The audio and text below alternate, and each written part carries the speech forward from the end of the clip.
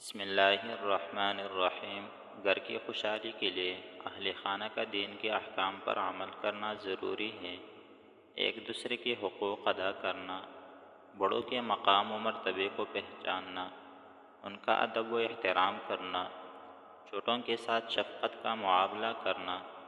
اگر کسی کوتاہی پر والد صاحب کی طرف سے تنبیہ اور غصے کا اظہار ہو تو غلطی کا اعتراف کر کے اصلاح کی فکر کرنا۔ اگر بغیر کسی معقول وجہ کے غصہ کا اظہار ہو تب بھی صبر و تحمل سے کام لینا اور ادب اور احترام میں کمی نہ کرنا، دل کو صاف رکھنا، یہ سب باتیں ہیں جن سے گھر کا ماحول خوشگوار رہتا ہے۔ باقی آپ صبح و شام کی مسنون دعاؤں کے پڑھنے کا اہتمام کریں۔ گھر میں کسی وقت فضائل اعمال، حیات المسلمین وغیرہ کسی اصلاحی کتاب کی تعلیم کر لیا کریں۔ اللہ تعالی ہم سب کو عمل کرنے کی توفیق عطا فرمائے۔ آمین ثم آمین۔